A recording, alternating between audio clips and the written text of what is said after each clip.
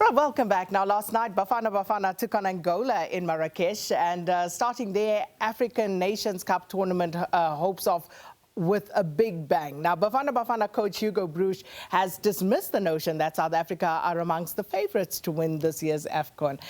He says that the hosts and, of course, the usual suspects from West Africa are perhaps the top contenders to win the title this year.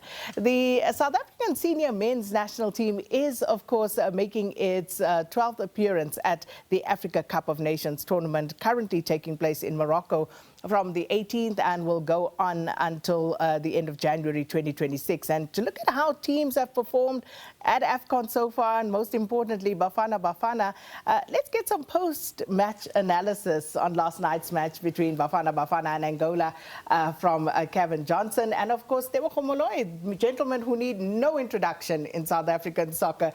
Thanks so much for coming through. And on Christmas Eve, nogal, you guys are cute, man. Thank you, Sakina. And I'm happy that the euphoria that has gripped the country, it has now being transferred to the nation. You know, there's a team that whenever it plays, the stadium is sold out. Now that disease, I can see that when Moremi came on yesterday, he rubbed it off to some of the gentlemen, and you can see that the country was happy last night. So let's all be happy. It's a festive season. It's happy the spirit, people. Yeah, the spirit is there. So it's happening for us. It certainly is. And I must say, a few takeaways yesterday, you know, if we analyze the match from start to finish. But Kevin, let me get your view on how we started. You know, what was your take on the starting lineup, you know, the substitutions that were made, the timing of the subs, and so on? Look, I think it was nerves as usual. It's a big tournament. We as South Africans haven't done that great, but under Hugo, they've done extremely well in the last 26 games. So to get the nerves out and at the same time understand where the tournament is, just the subs and all those things, that's all part of the technical part of the work. We as fans or as technicians, to criticize that, it's probably not called for. But that's his job. But as a fan, yes, they had to get over the line. It did take them some time to get over the line against Angola. And when, you know, there was times when Hugo Broos would talk about the physicality of the game and what they've experienced thus far, it was there against Angola. And Angola is no pushover. They're not. They prepared well for us. And we had to really, really come out of our blocks and make sure that we score the goals. The two goals that they scored, I mean, the one that Ozunopoulos scores and the winner that Lyle Foster scores, is fantastic goals. But like Teboho says, there was happy people. That's when they brought on Lereni. Yeah, we're all happy this morning. You know what I'm saying? We're all happy. So Tebs had worked, it rubbed off on all of us. But here's the thing, and I thought it was good that, you know, we played against an Angola who were up for it, because that physical challenge, because they really played hard, Angola, yesterday. They didn't come to make up the numbers. They were playing to win. And I thought that was good for our boys. It was a stern test. Yeah, I think it stems from, you know, both teams, Sundowns and Pirates, having the continental games. That is where you get to understand the other players from other countries, how they would come at you. I mean, if you look at how the Angolan teams, whenever they play against Pirates and Sundowns, the boys understand that there'll be a physicality into their game. The only thing that I was a little bit worried about, it is the emotional intelligence of especially players that play at continental level. You know, there was a time when Aubrey nearly lost it. And honestly speaking, that warranted a red card. And Modiba had a tough time, if we're being honest. It wasn't easy. It comes with the territory of understanding the Angolans, your Zim players, your Nigerian players, your North Hemisphere players, Egypt, Tunisia, Morocco. So these international games, you know, they rub off onto our players to understand what is expected from them. And honestly speaking, I expected that robust type of game from Angola. The same if we were to maybe play Mozambique tomorrow. You expect the same type of approach towards their game. So they managed it very, very well. And even though, you know, we might say that they didn't play well, but like I said to you, the tournament, your first game, it is what counts. How you get it and how you do it, it's very important. And it's subjective, obviously, because I thought they played well. I thought they handled the pressure well. Yes, of course, there's always room for improvement. If we talk about the defense, and Angola on the set plays were absolutely fabulous. They were on it. Freddie's delivery there, spot on every time, and the guys did struggle, you know, especially with the physicality, but also just the height of the Angolan players there in defense. So your take on that, But Cavin? again, I just want to say the mentality of the game, and when you look at the physicality of the game, and then you ask yourself, guys, as Bafana Bafana, when we defend or when we attack, we have to look where we don't want to give away free kicks. And when you look at the free kick that Ngazana does, that causes the goal against South Africa, there's a moment of lapse where they say, yes, there should have been a player in front of Live when he was defending the Or the someone near on the near post. Or someone on the near post. But I don't see that. I see it differently. That guy comes from the blind side of Lyle Foster, and he was there. Comes from the blind side in front of Lyle Foster, and but that could have been avoided. Like we say, the physicality. There were times when we tried to do what they were doing to us. For example, Madiba was playing against a 20-year-old, and when you look at his legs, like Yeah, no, you know football what I'm age, saying? So I was wondering at some point. there was a little bit of physical there, and that's why he said, well, you know, when I have the chance, I'll go in hard and just make sure that this guy's, he knows I'm here. But I thought that the free kicks we committed was in the wrong areas, and also not the right time to create those free kicks, because it was early in the game and things like that, and we tried to show them that we can also come pound to pound with you physicality. So we have to think about that, because there's It's a good so lesson much to learn. there's so much being put on set pieces as well around the world. So be careful of that. But that has been, you know, just to add on what you're saying, Kevin, that has been the Achilles in our game, set pieces. Something that our boys need to focus a lot on. Because even at PSL level, set pieces, we're very poor when it comes to defending them. And you know, it stems from a point of trying to recover from an intense marking or defending during play, where you say, let me take a breather before I could get organized. So we need to organize ourselves before we take a breather. If you look at how we conceding goals, look at how Zambia also conceded those goals. You know, it's an Achilles in the southern hemisphere of our players not being the Zambian fully goal was poor. concentrate. No, I mean it was a corner. While they were still trying to organize themselves, they took a quick corner and it was a goal. And that is how a lot of our teams, especially at CAF club competition, lose most of their games. I mean, you look at Pyramids, how they beat Pirates. It was a matter of organization. And whilst you are still trying to take a breather before you can organize, that is when they pounce on you.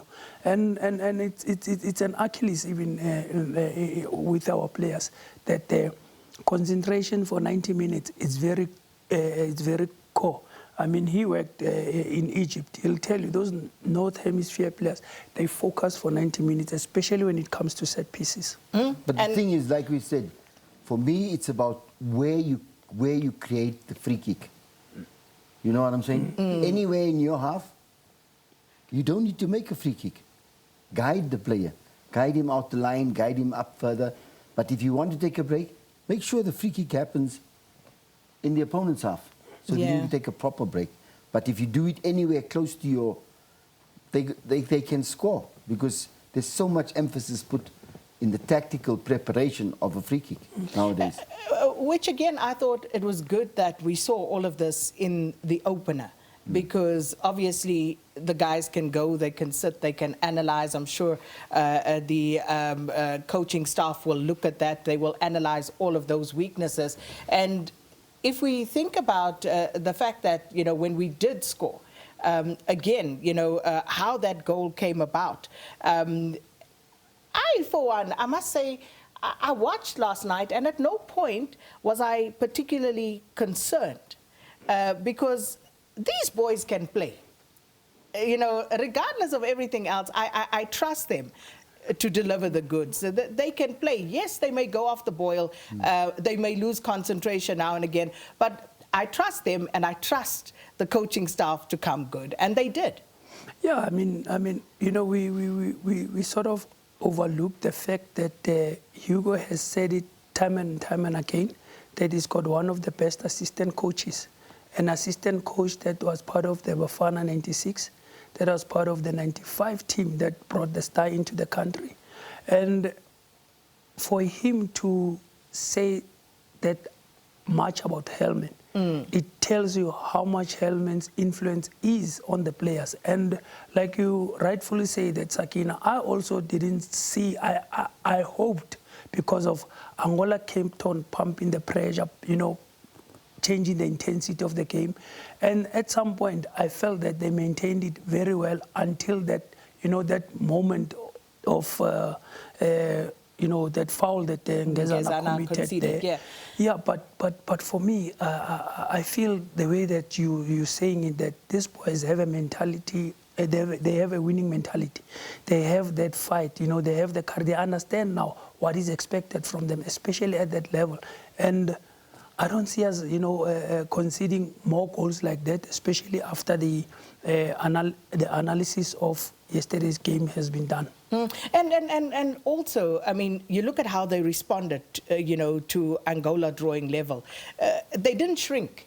No. You know, they came out, and moments change games. You know, when you have that disallowed goal from Tepang, and then you have Mthokozisi, you know, hitting the woodwork, and they kept pushing. They kept coming. But that was the crux of the matter for me, is that whatever you saw after Angola came 1-1, that had to be the time in between them leading and allowing Angola to get back to them. Because Angola was pushing for at least 15, 20 minutes before they got their 1-1. And then we decided, well, and this is what we know they can do, they can play. The players at the moment can play. And the fact that a lot of them, I think there's a few of them there that haven't played CAF, that haven't been quite a few debutants there. Yes, there was many there that haven't done that yet. Yes, like Madao and Modiba, and I think this is their first CAF tournament. You know what I'm saying? So they're out there also. We have to give them some form of leeway, because the nerves take a little bit a while to settle. Indeed. But the fact that there's a lot of Pirates players and a lot of Sundowns players together there, and they know each other locally. And also the squad, they've had time to gel. And you know, when you bring in like a Lyle Foster who doesn't play, but he's been with Mahopa for a while. I think they grew up together at Pirates, if I'm not sure. So you could see that when he scores the goal, he goes to Mahopa and he says, hey, brother. Yeah, and the mental strength, you know. Yeah, that has to, that I think can go to another level. Because when you look on the backdrop of that, you look at the Egyptian game against the Zimbabweans. It's Egypt. And we're going to come to that in a minute. You speak of, you know, Foster's mental strength, because just before that, not quite the sitter, because the defender does well, you know, in putting him off. But, you know, not long after that, he actually does convert. Yeah. Yes. You know, like I said to you, you know, I see more of a duplication of the 96 team. You know, when Philemon used to be under pressure from a lot of our supporters. But you don't take him off. You don't take him off. And who has experienced that? Helman. He might have said to the coach, let's wait, because of during my era, we also had a similar striker like Foster, who at the most crucial time, he'll bang in that important goal that you want. And for me, for Lyle, I mean, as a player, you can even, feel it when the supporters are on your back. And for me, the mental strength that he showed, and even after scoring, to go to Morocco, just like Kevin had said, that it shows the camaraderie and the unity between the players themselves, that this is one great team that Hugo has assembled. And kudos to Hugo and his coaching staff there, because that change in bringing on Moremi, again, didn't wait for things to become, a crisis and, everyone starting to wonder. And when Moremi comes on, changes the complexion of the game, because he put on those afterburners there. No, yes, for sure. For sure he did well. I mean, he takes off Nkota, right? Yes. Yeah. For Moremi. And that's his preferred starting three there. So that was actually quite a masterstroke from the coaching staff. And if you looked at it, I mean, even Teboho Moloi started now showing into those pockets, and they knew how to find it, because of, at the same time, not taking away what Angola had planned. If you could follow each and every move that Teboho did, he had 2 or 1 marker shadowing him all the time. You could see that they did their homework to say that if we can stifle Teboho Moloi from getting the ball, then half of our job is done.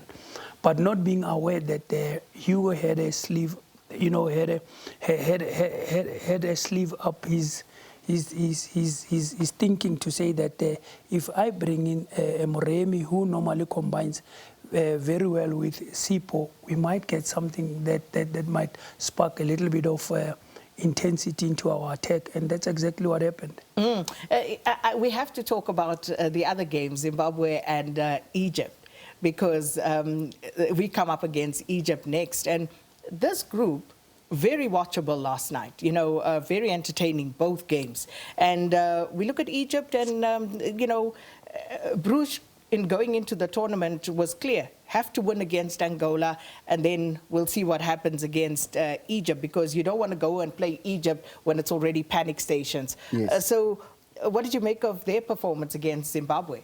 Look, I think the Egyptians, I've worked with some of them. In fact, we've worked with half that team, and I know them very, very well. So what they done yesterday, and how Zimbabwe defended their 1 goal, and what I liked about Zimbabwe is their counter-attack mentality was higher than normal. And this is our Southern African teams. Zimbabwe is very, very similar to ours. To ours. We someone has to kick us first before we realize, hey, we can also fight. You get what I'm saying? Yeah. And that's exactly like I try and compare. Angola had to score a goal before we said, no, we can't lose this game. We have to win this game. We could have won this game in a lot sooner. Zimbabwe was the same, but they stuck to the guns. They defended well, and they gave the Egyptians a hard time in order to score. I mean, it had to take brilliance from Mamouche and another brilliance from Mo Salah. But there are holes in the Egyptian team, but they do know how to fight. Yeah. They do know how to fight. I think the Achilles heel, for me, is the Defense. coach. No, it's the coach. The coach. Yeah, he's very, Hossam very, Hassan the Great. he's very, very, very, very, very erratic, and he gets crazy on the touchline. And some of the players, I know some of the players, coach, sit down. Let us play the game. I thought there's something for us to take away there. I thought defensively they were not all there, Egypt, and then there are gaps to be exploited. Yeah, the Zimbabwean speed caught them off guard. And that's what excited me, because I was thinking, hey, Moremi could have a good run here. Not only Moremi, and Apollos, the guys can put it on there. We have a lot of speedy players in our team that can take Egypt to the cleaners. But the plus for us is that the fields are now level. Back in the days, we never knew what to expect from Egypt. And at club level, especially at the international, the intercontinental competitions, we've proven it that South African teams can get the better of the Egyptians. And we know now that Egypt and South Africa it will always be a derby. We like it or not. There's just that spark that causes us, to uplift our game whenever we play against the Egyptians. But offensively, they're still sparkling. Yes, but the plus for South Africa is that you have the Sundowns players who know what it's like to score 5 goals against El Shenawi. Sure. So automatically, our mentality is a little bit higher than it would have been against Angola. They've played against Hani, they've played against Amdi Fati, they've played against El Shenawi. They've played against quite a few of those players, the Sundowns players and the Pirates players. So that gets carried onto a different player, onto a different level. It's going to be a little bit of a think now. You have one of the best players in Africa. Yeah. You have Mo Salah and you have Mamouche, which plays for Manchester City. Those are good players. So deal with them and how... deal with them and the rest. We've played against them 3 or 4 times before. So going into that match against Egypt, predictions? No, South Africa will win. And based on what Kevin has said, their coach is erratic. He'll want to have a team that will want, he'll want to embarrass us. Because those are the guys that are always very vocal whenever a South African team beats an Egyptian team. They always put pressure on their players. So he's the one who's going to put his players under pressure to really want to beat South Africa. So South Africa has one up against them because their coach, he knows back in the days, even when he was a player, he was so desperate that he wanted the Egyptian side to beat Bafana. Yeah? Kevin? No, South Africa should go through. Well, it will be tough because I don't know how many teams go through the next one. 2? 2. So 2, and hopefully there may be space for a third, depending on how things go. Yes, but we're not looking for that. No. I'd be We happy wanna if top it's the 2, group. it should be South Africa So we and wanna our top the neighbors. I'm with you guys. I think we should have the goods to get one over Egypt at this point. But of course, we don't have to wait too long. 26th on Thursday. That's when we take on Thursday, yes. Egypt, and of course, can't wait. But thanks so much, gentlemen. Always a pleasure having you. And of course, thanks for that post-match analysis there, Cavin Johnson and Teboho Moloi, and of course, talking to us about last night's match. And that's also our question of the day. So let us know your thoughts at Morning Live SABC. That's on X.